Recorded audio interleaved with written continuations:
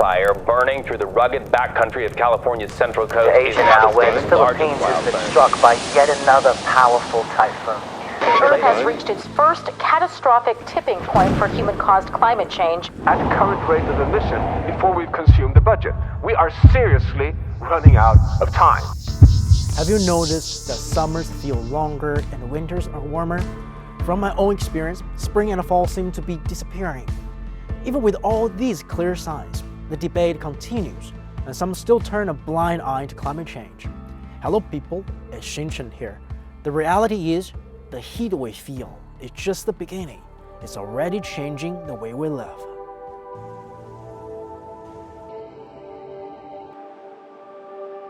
In Europe, tomatoes are also feeling that heat, literally.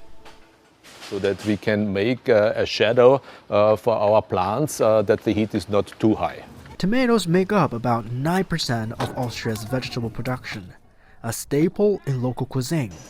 But as temperatures keep rising, are people ready to change their menus? We tried to grow ginger, which was not possible 5 years ago. Extreme weather, floods, hail, and drought is already costing European farmers an average of over $30 billion a year. And without stronger climate action, these losses could rise by as much as 40 to 66% by mid-century.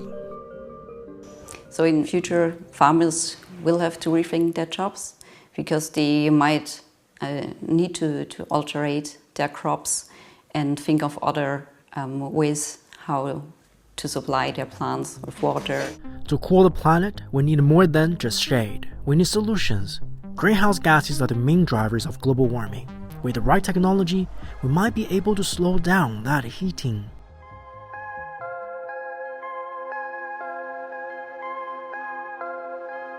This is an office complex with a carbon footprint close to zero, the first such construction in southwest China's Chengdu city.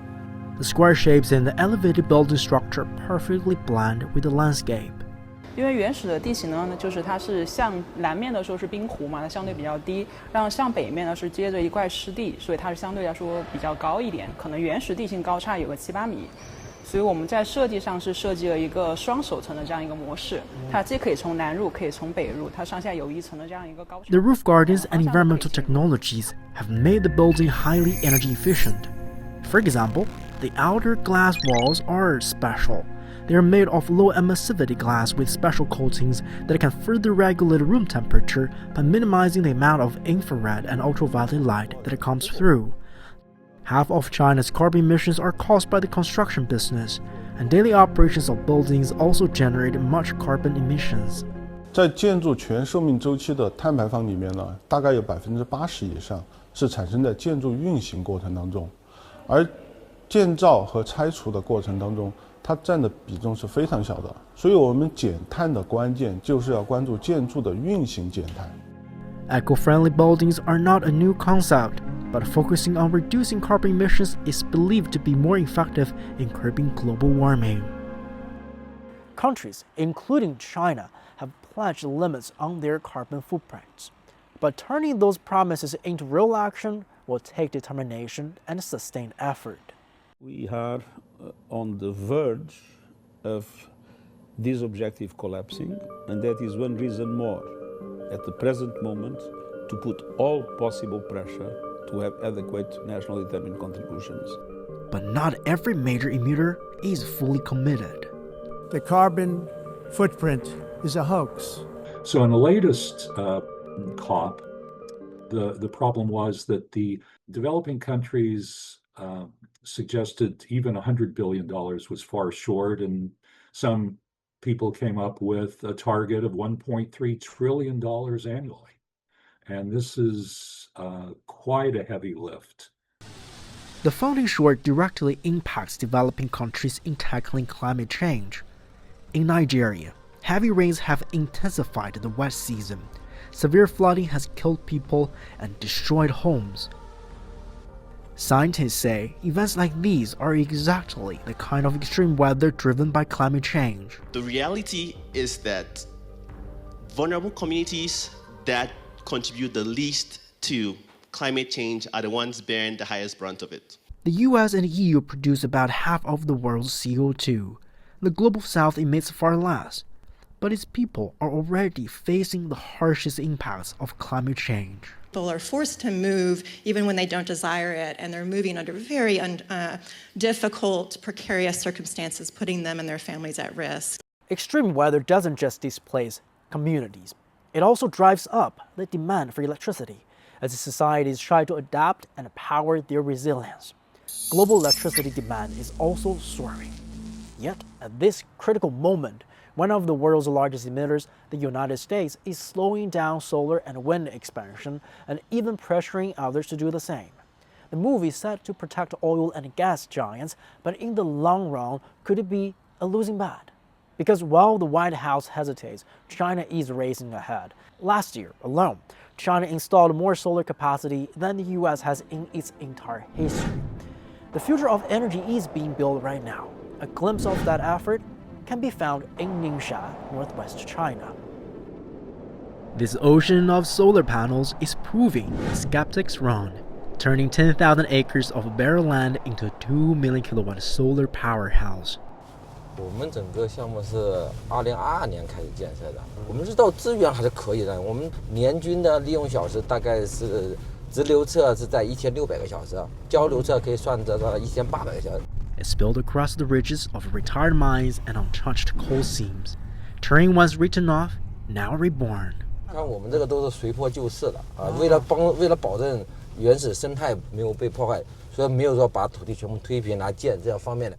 Driving around is Xu Maolong, the project leader of this solar farm. Thanks to rapid advances in photovoltaic technology, the efficiency rate here now exceeds 20%.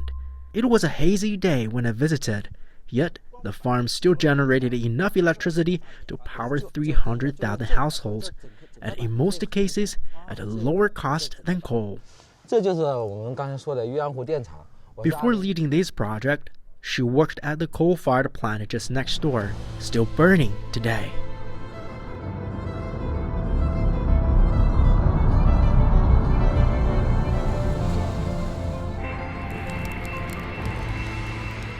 这是我们2期的集控室，有3号街跟4号街，整个运行调度都在这边。小宁，你好，这是我们指导陈小宁。现在比方说我们白天这个新能源大发的情况下，我们就配合电网消纳新能源，把负荷降下来。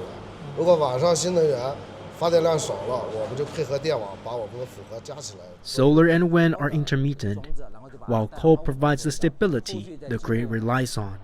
Old and new, coal and solar don't replace each other. They work together, complementing one another. 毕竟不可再生能源总有一天它会用完了，我们要给后续历史的发展要留一些资源，通过大力发展新能源，就把这个能源的这一块的就给补上，这样对我整个能源体系的安全，我感觉是一个科学发展的这种模式吧。Well, China gets it. They're not ceding leadership. They see the economic opportunity. Clean energy is cheap energy, lowering costs and addressing the number one anxiety we feel in the United States of America, and that's the cost of living. 10 years ago, coal accounted for 70% of China's power. Today, non-fossil energy exceeds 55%. And the grid, rock solid. China isn't gambling on renewable energy. It's integrating it intelligently with coal and storage. The message is clear. Wind and solar aren't a scam. This is the future of energy. China is already leading in new energy and making real progress towards its carbon neutrality goal. Yet, this doesn't mean traditional energy and fossil fuels are disappearing overnight. Some may still point out that China is the world's largest emitter, but with its large population and rapid development, per capita emissions remain far lower than in the EU or the US. While China aims to reach its carbon peak by 2030, it already reduced its carbon intensity, CO2 per unit of GDP, by about 3.4% in 2024. And going green isn't just good for the planet, it can also be a smart investment. They say going green costs too much. They say carbon can be contained. But should we stop exploring? Join me for a trip to the South China Sea, where one oil platform is proving them wrong.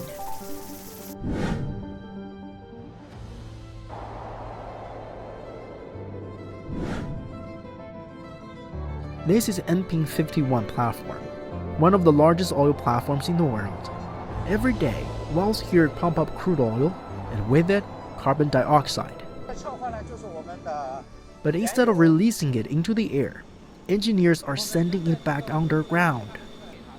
就是我们的含二氧化碳的原油呢，就是从这些油井产出的，然后在地面经过这个脱醇、分离处理之后啊，再压缩，然后一部分呢就是回注到3公里之外800米深的这个咸水层里头，实现一个永久的。It's called carbon capture and storage, or CCS.